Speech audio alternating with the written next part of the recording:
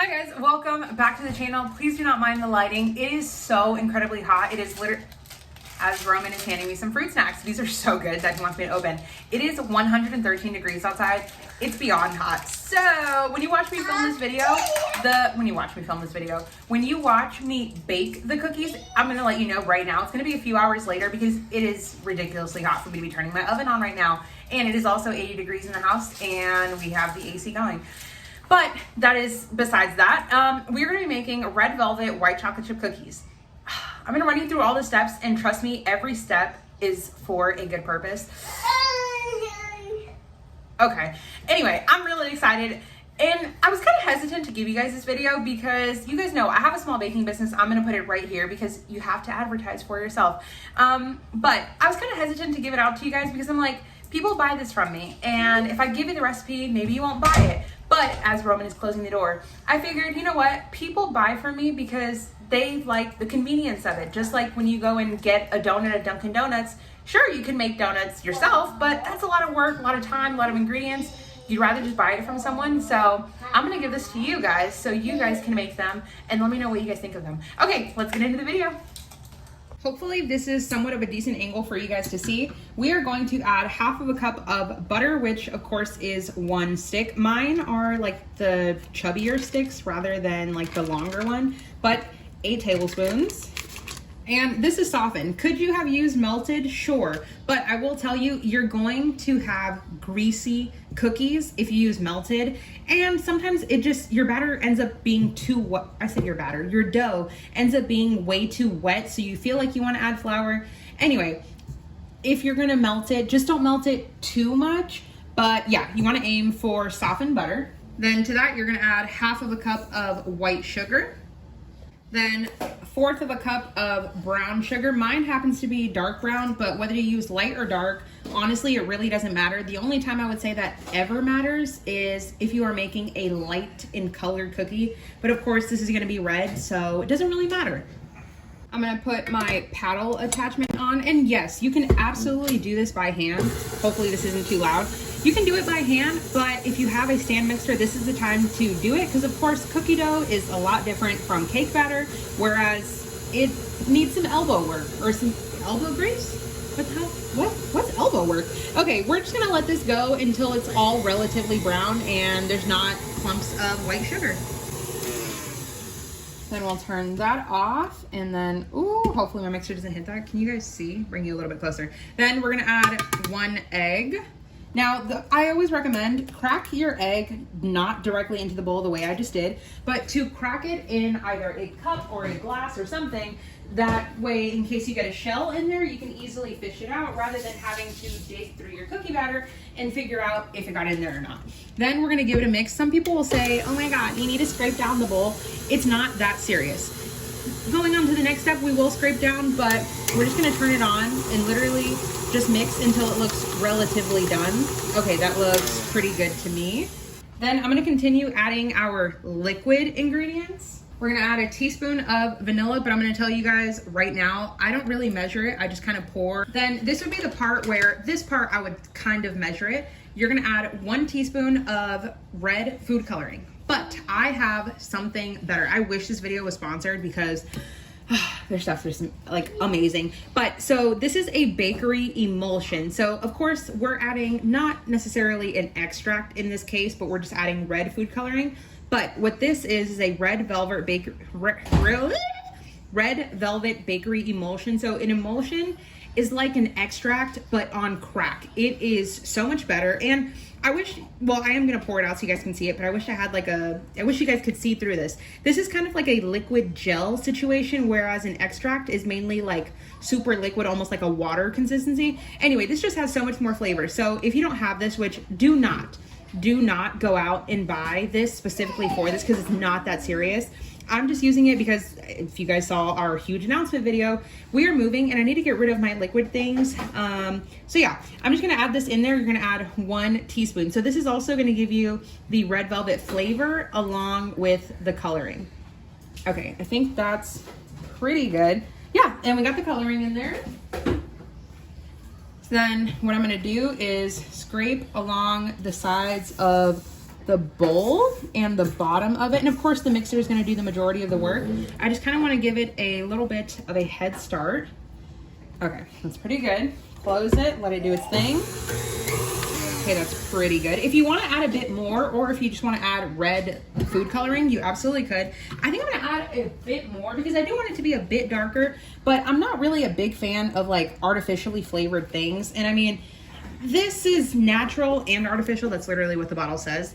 But yeah, food coloring has a taste. So whenever you're adding food coloring to anything, I don't care what color it is or what brand, it has a taste. So you just want to be careful with, you know, you don't want to add too much in there and then it just tastes very artificial. Okay, now we have more of a red color rather than like that pinkish color we had. And of course the color is going to somewhat darken in the oven because of course browning is going to happen. But yeah, I think this is pretty good. Then we're going to move on to our dry ingredients. First one is half a teaspoon of baking soda. Next up is some cocoa powder. This just is regular baking cocoa. I do have black cocoa powder, but I'm not going to add that because that's just going to make it too dark. So we're going to add, this is 1, then 2, then 3, and 4. So 4 teaspoons or 1 tablespoon plus 1 teaspoon. Same measurement, just depending on what tools you want to use. Next ingredient is some flour. I'm going to take my container. Then I hope you guys can see this as I'm going to do it. I always recommend to you guys, never just press in there and scrape along the sides and press in, because that way you're getting so much more flour than what's needed. So I'm just kind of fluffing it up gently here. We're going to add 1 1/3 cups. So literally just gently scoop and then just shake until it's relatively flat. You can grab a knife and do it like that, but it's literally not that serious. You just want to make sure you're not packing it in there. So that's 1 cup. And 1/3 cup. Don't come for me for the fact that they do not match. If you want them to match, buy me a set that matches. Because this is what Amber has and this is what Amber's using. Okay, that is literally it. Now we can mix it. And I know someone's gonna ask, why didn't you mix it step by step by step? That's just a lot of work. These are 1 bowl cookies for a reason. Okay, so lock it in place, turn it on. Also, the thing I love about this is, just like my chocolate chip cookies, these are a small batch. This is not something, we'll see how many cookies it makes, and you guys will see all of that in the next clip essentially. But I don't like recipes that, okay, hold on. Once we get to this step, that's pretty good. And we're gonna fold in our chocolate chips. Those of you guys that don't know, KitchenAids can take, you know, a good amount of like beating and work and usage and stuff like that. But you do wanna be careful when you start adding things that are chunky in there, or things that are like, you know, if you're mixing something that's smooth and all of a sudden there's the lumps, because there's like a rotator inside of your mixer that just, you know, like a car or whatever, your alignment, balance, I don't know jack shit about cars, but that's what I like to compare it to. You know, it's gonna like mess it up. So yeah, you just want to fold in your chocolate chip cookies. But the thing that I love about your chocolate chips into your cookies, what I meant to say, for the 5th and like a millionth time, the thing that I love about this recipe is it does not make a ton of cookies. And obviously it makes over a dozen, but it's something that to me I feel like is feasible for, you know, what like our family size, because a lot of the times, especially if you look up like the Toll House cookie recipe, that makes, I think it's like 4.5 dozen. Now, and also they are big cookies, so big 4.5 dozen, which is great. Don't get me wrong, they taste great, and I love cookies just as much as the next person, but I don't want to be eating cookies for years, because if I have them here, I will eat them. Now, just like any of my cookie recipes, you can freeze the dough, but pre-shape it into balls before you go and do any of that. But that's just a shit ton of cookies. Like, it really is. Maybe around the holidays, if you want to make that recipe, or even my recipe and just double, triple, quadruple it, then you can go for it. But that's a lot of cookies. So we're going to add the white chocolate chips. Now, this is just the way I've made the recipe. You can absolutely use regular chocolate chips, cinnamon chocolate chips, any type of whatever chips you want to add. Or if you just want them to be red velvet cookies without any morsels, it really doesn't matter. And I would say use half a cup, but we're just gonna pour it and then just call it a day. And it just works like this. And also, this batter, if you were to scoop it right now, yes, it will work. Yes, it will taste good. It's gonna be perfect. But I'm gonna let it rest because I do not like scooping cookie dough when it's wet. when it's too wet, it makes it a mess. Then you have to scrape and your gloves, oh, it just gets so stuck. Yeah, not a fan of that. So what we're gonna do, I'm folding them all in, but of course, flour contains gluten and I do not want to stretch this gluten any further than it needs to. So I'm gonna stop right here. I'm gonna pop this in the refrigerator for about an hour. I'm gonna tell you right now, it's 2:50, so I'm probably gonna forget about it for a couple of hours, but that's okay. We just want it to sit in our refrigerator and then we will go out and form it into balls. But my biggest recommendation is when you're putting it in the refrigerator, try to spread out your batter so it kind of goes up along the side so it cools down quicker, if that makes any sense. I don't know why I said cools down. It's gonna firm up. Anyway, also, if you were to make this a couple days ahead, the dough itself, like in the refrigerator, lasts for a week, which is great as Roman is over here opening doors. So you don't have to feel pressure to bake them all right now. And yeah, okay, we'll come back. Okay, it is now, oh gosh, what time is it? Okay, it is now 5:56, so it's been like over 3 hours. But so clearly our cookie dough is literally like rock solid because it is ice cold from the refrigerator. You can bring it up to room temperature, but my room temperature is happening a lot faster because it's like over 80 degrees in this house because it is so hot outside, but it is okay. So I like to weigh my cookie dough. It's just, for one, you get an even bake time. So that way you don't have some cookies that are done in 4 minutes, some that are done in 6, 7, 8, 9, 10. It's just a lot easier. A food scale is always great, but if you don't have that and you just wanted to use like a tablespoon measure, you can do 1 tablespoon, 2 tablespoons, depending on however you like your cookies. So I'm gonna play around with the weight here. Of course, every cookie, depending on what's added in it, some are gonna look larger, but weigh less. Some are going to weigh less, but look larger, if that makes any sense. Before we get ready to weigh them, I'm just have this is like a styrofoam plate, but we're just gonna call it a paper plate. I like to keep that to the side, or if I'm doing a bunch of cookies, I like to lay it down on a piece of like, what do you call that, clear paper? Like saran wrap.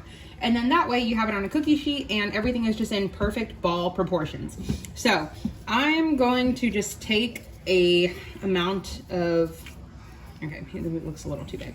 We're just gonna figure it out. And like I said, you wanna play around with the size. So I'm gonna go in grams. Let's go with, should go with 40? Let's go with 40 grams. 41. I just took some off, no? Didn't do any difference? 41? How many times are we gonna get 41? Oh my goodness, watch. This time I'm gonna go down to 39. Wow. Okay, 40. So we're just gonna go with 40 grams and call it a day. Now you will see that some cookie dough will eventually start to get stuck on your food scale. So I'm gonna grab a piece of cling film and put that over it. And then I'm gonna come back once I have all of these measured. So this is the point where you guys would see what the final product looks like. I cannot get the footage to import, so I just posted a photo of what it looks like. Please make these. They are so incredibly good. They only took 10 minutes to bake at 350 and I was able to make 18 of them. So good.